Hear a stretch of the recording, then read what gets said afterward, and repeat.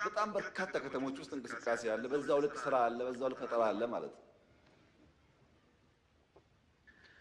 ባሌን በሚመለከት እግረ መንገድ ለተነሳው ጥያቄ ሁሉንም ሀሳብ ተቀብዬ አንድ ጉዳይ ግን ማስተካከያ ይፈልጋል። የባሌ ሕዝብ ለመንግስት ምስጋና እንዳደርስ ጠይቆኛል ያሉት ስህተት ነው። የምናመሰግነው እኛ ነን። ባሌ አግኝቶ ያመሰግናል። እኛ ግን መደነቅ አለብን። ባሌ ውስጥ ከ2000 ሄክታር በላይ ናሽናል ፓርክ ያልነካ መንገድ የሌለው መብራት የሌለው ጀግና ሕዝብ ያለበት ቦታ እኛ እናመስግነው እንጂ ምን አግኝቶ ባሌ ያመሰግናል? ያን የሚያክል ጫካ መጠበቅ አንቲንከብል ነው በዚያ ደህንነት ውስጥ። ግን ጨዋ ስለሆነ ጀግና ስለሆነ የባሌ ሕዝብ የጋራ የሆነ ሀብት አይነካም። እዛ ዲንሾ የሚታዩ እንስሳቶች ለምን ለራሱ አይታዩ? የባሌ ሕዝብ አስደማሚ ሕዝብ ነው። በእርግጥ አስደማሚ በረከትን ተሰጥቶታል። ኢትዮጵያ ውስጥ የትኛውም ስፍራ የባሌን ያክል ሀብት የለውም። የትኛውም ስፍራ የባሌን ያክል ደግሞ ምንም ነገር ያልተሰራበት አካባቢ የለም። እና እኛ ነው የምናመሰግነው ሕዝቡን በዚህ ሁሉ ችግር ውስጥ ያን የሚያክል ሀብት ጠብቆ በማቆየቱ።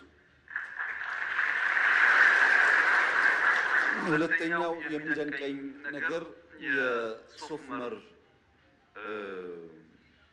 ኬቭ በሚመለከት ኢትዮጵያውያን የተከበረው ምክር ቤት ይህንን ጉዳይ በአዋቂዎች በምሁራን እንዲመራመር ሄዶ እንዲያይ እንዲጠይቅ አደራ ማለት እፈልጋለሁ። የሶፍ ዑመር ዋሻ በጀግኖች የኢትዮጵያ አንሴስተርስ ተፈጥሮን ቤዝ አድርጎ በከፍተኛ ድካም የተሰራ ስራ ነው።